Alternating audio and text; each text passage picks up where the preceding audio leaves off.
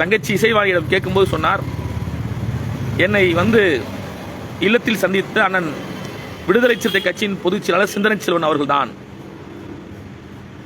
என்னை சந்தித்து ஆறுதல் கூறினார். எனக்காக சட்டமன்றத்தில் பேசினார்.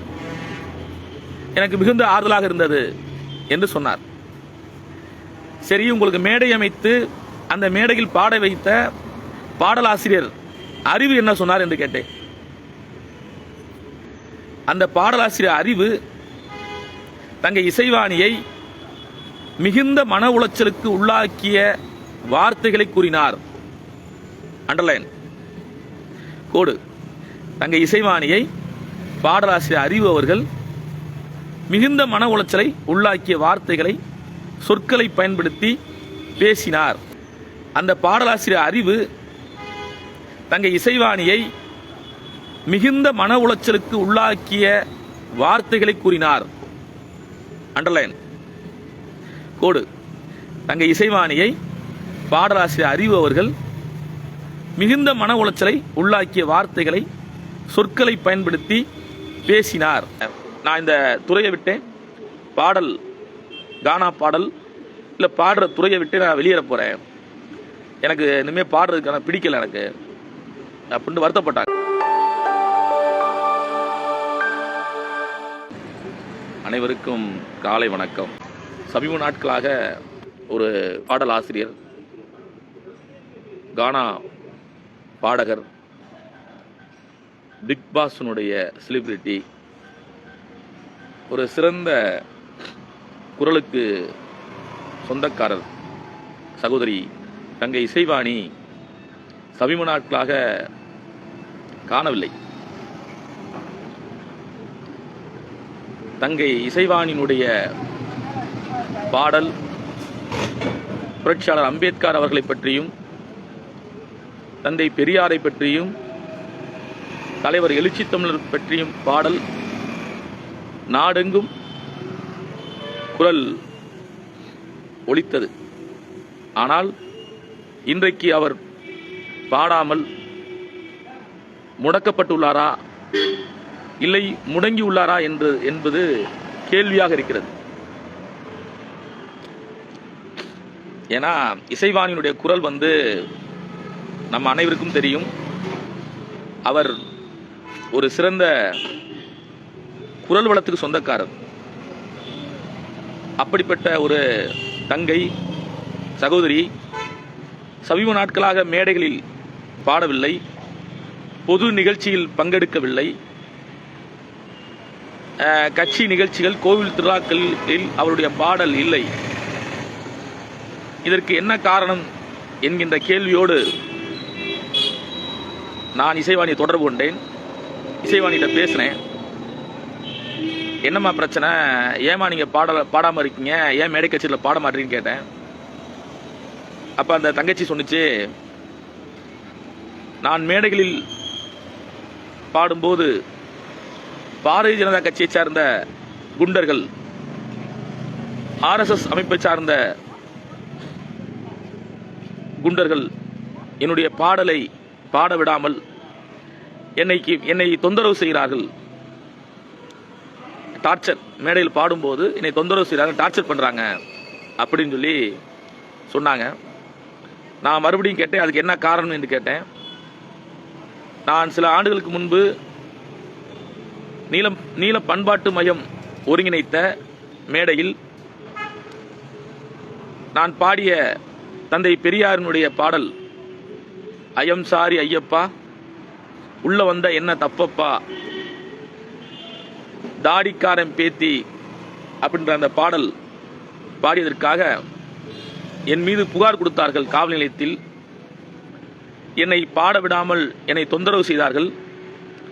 என்னுடைய பெயரை களங்கப்படுத்த வேண்டும் என்று என்னை தப்பாக இணையவழியில் தவறான செய்திகளை பரப்பினார்கள் என்று வேதனையோடு கண்ணீரோடு பதிவு செய்தார். எனக்கு ஒரு அதிர்ச்சியாக இருந்தது. ஏனென்றால் இசைவாணி என்பவர், கானா குரல் இசைவாணி என்பவர் ஒரு சிறந்த பாடல் ஆசிரியர் கூட. புரட்சி அம்பேத்கரோடு அவருடைய உடையை வைத்தே ஒரு பாடல் பாடி அதை இன்றைக்கு ஒடுக்கப்பட்ட பட்டியலினத்து குழந்தைகளிடம் அந்த பாடல் மிகவும் பிரபலமான பாடல். கோட்டு வெள்ளச்சட்டை மேல கோட்டு போட்டா வெள்ளச்சட்டை மேல கோட்டு போட்ட பாரு அப்படின்ற பாடல் ஒரு இன்னைக்கு தலித் மக்கள் மத்தியில் ஒரு பிரபலமான பாடல். அந்த பாடல் அப்படிப்பட்ட ஒரு பாடலுக்கு சொந்தக்காரர், மிகுந்த குரல் வளத்துக்கு சொந்தக்காரர் ஏன் முடக்கப்பட்டுள்ளார்? அப்ப அவருடைய அந்த பாதிப்பு நெருக்கடியை யாரெல்லாம் விசாரித்தார்கள், யாரெல்லாம் அவரை போய் சந்தித்தார்கள், யாரெல்லாம் அவருக்கு ஆறுதல் கூறினார்கள் என்ற ஒரு கேள்வி இருக்கு. இதை பார்த்து கொண்டிருக்கிற அண்ணன்கள், தோழர்கள் குறைந்தபட்சமாவது பாதிக்கப்பட்ட மக்கள் மத்தியில் நிற்க வேண்டும் என்ற அக்கறையோடு விடுதலை சிறுத்தையில் களமாடுகிறோம். நீங்க புரிஞ்சுக்கணும், விடுதலை சிறுத்தை கட்சி தலைவர் எழுச்சி தமிழர் பாதிக்கப்பட்ட மக்கள் முன்னாடி மக்களுக்காக அரணாக இருக்கிற ஒரு பேர் இயக்கம் விடுதலை சிறுத்தைகள்.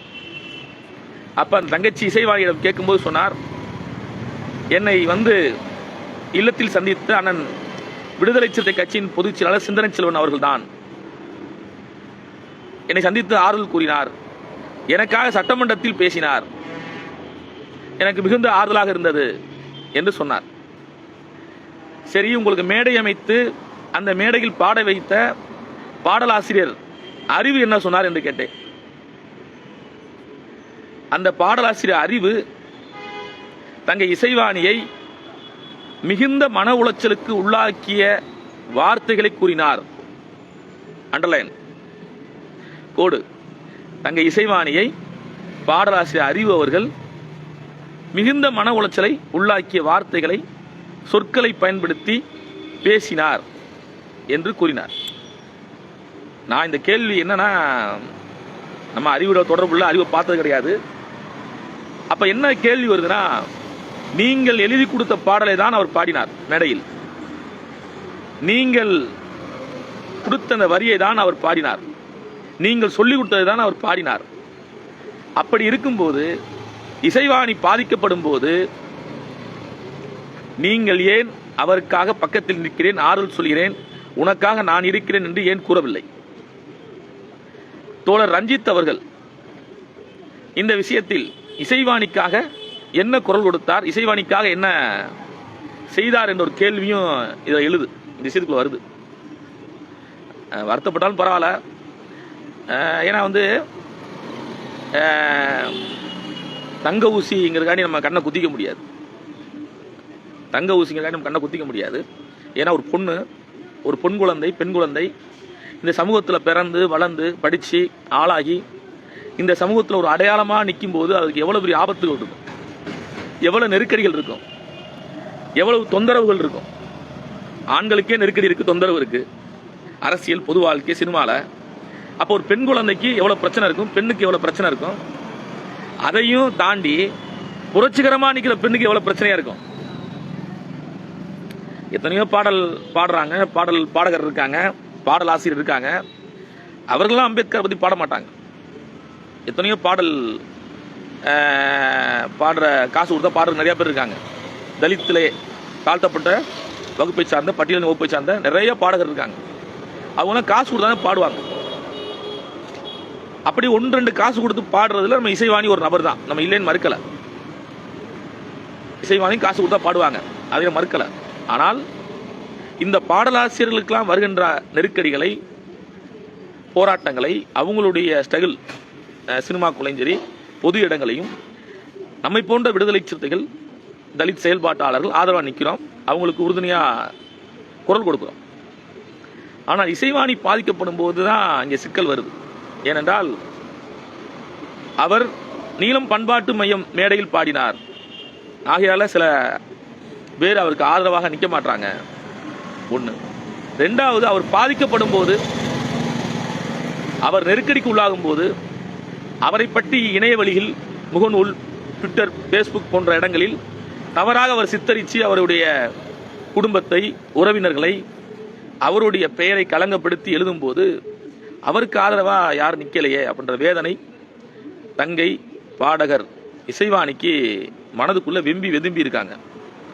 நான் கேட்கும்போது சொன்னாங்க, நான் இந்த துறையை விட்டேன், பாடல் கானா பாடல் இல்லை பாடுற துறையை விட்டு நான் வெளியேற போகிறேன், எனக்கு இனிமேல் பாடுறதுக்கான பிடிக்கல எனக்கு அப்படின்னு வருத்தப்பட்டாங்க. நான் ஏமா அப்படிலாம் இருக்கக்கூடாதுமா, நீ தான் சொன்ன என்ன கீழே நினைச்சா நான் மேலே தட்டி விட்டு வருவேன், நீ தான் பாடின, நீயே இப்படி சொல்லலாமான்னு சொன்னேன்.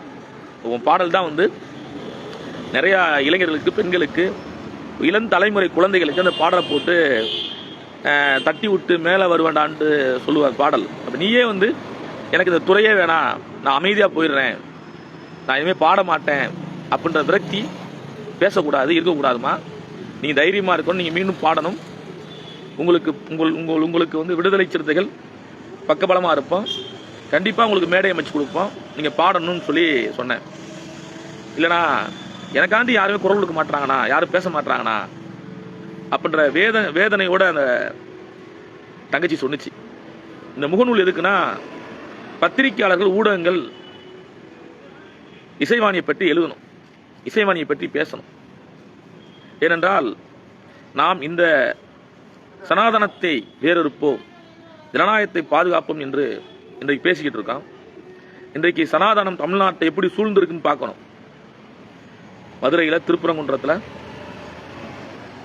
ஒரு மலையில் தர்காவில் தொடர்ந்து வழிபாட்டு நடந்துகிட்டு இருக்க சூழலில் இன்றைக்கு ஒரு மத கலவரத்தை, ஒரு மத வன்முறையை, பிரச்சாரத்தை நேற்று மதுரையில் RSS, இந்துமணி போன்ற அமைப்புகள் வித்துட்டு இருக்காங்க. இது பெரிய ஆபத்தை உண்டாக்குது. 144 தடை இருக்கும்போது மதுரை மாவட்டத்துக்குள்ள இவ்வளவு பேர் எப்படி கூடினாங்க, வெளி மாவட்டங்களுக்கு வந்தாங்க அப்படின்ற ஒரு கேள்வி இருக்கு. அப்ப அவங்க நோக்கம் என்ன இருக்கு? சனாதன சக்திகளுக்கு வன்முறையை தூண்டும் விதமாக நேற்று பேச்சுகள்.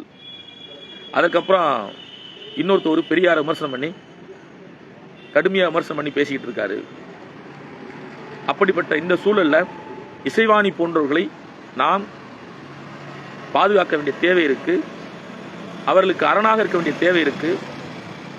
தந்தை பெரியாரையும், புரட்சியாளர் அம்பேத்கரையும், தலைவர் எழுச்சி தமிழரையும் அடுத்த தலைமுறையிடம் கொண்டு சேர்க்க வேண்டிய கடமை ஒவ்வொரு விடுதலை சிறுத்தைகளுக்கும் இருக்கு.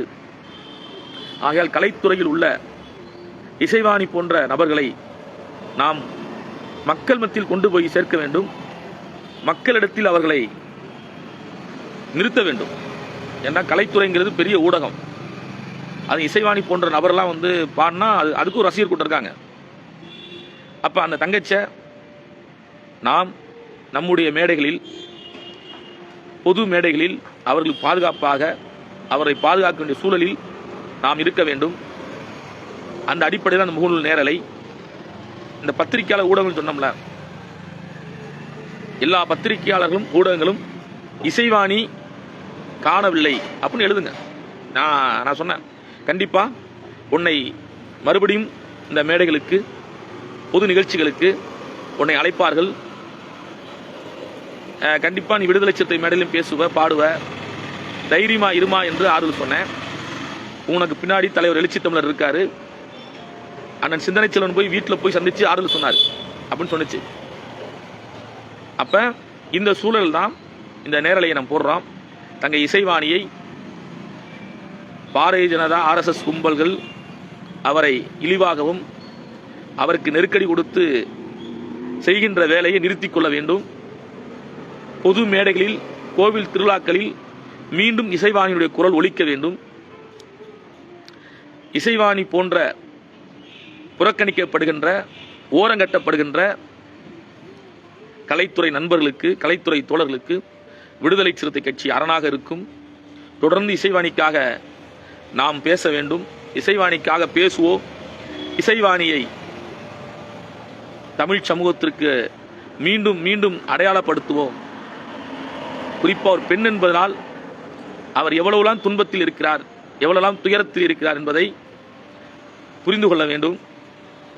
ஊடகங்கள், பத்திரிகைகள் அவரை பற்றி எழுதுங்கள், அவரை பற்றி பேசுங்கள். யாரையோ எழுதுனீங்க, யாரையோ பேசுறீங்க. ஒரு தாழ்த்தப்பட்ட பெண், புரட்சி அம்பேத்கரையும் தந்தை பெரியாரையும் தன் கோட்பாட்டு அரசியலாக மேடையில் முழகுகின்ற பெண் இசைவாணிக்கு ஆதரவாக நாம் அனைவரும் கரங்கோர்ப்போம். இசைவாணியை பாதுகாப்போம். தங்கை இசைவாணி அவர்கள், உங்களுக்கு பின்னாடி ஒரு பேர் இயக்கம் விடுதலை சிறுத்தைகள் இருக்கு, தலைவர் எழுச்சி தமிழர் இருக்கிறார் என்ற நம்பிக்கையோடு நீங்கள் இருங்கள். மீண்டும் உங்களுக்கான களத்தை தீர்மானித்து களமாடுங்கள் என்று சொல்லி விடுதலை சிறுத்தை கட்சியின் சார்பில் உங்களுக்கு வாழ்த்துக்களும் பாராட்டுகளும் கூறி, உங்கள் கலை பயணம் தொடரட்டும். தமிழர்களுக்காக, தமிழ் சமூகத்திற்காக, விளிம்பு நிலை மக்களின் விடுதலைக்காக உங்கள் குரல் ஒலிக்கட்டும் என்று சொல்லி நன்றி கூறி நிறைவு செய்கிறேன். நன்றி, வணக்கம்.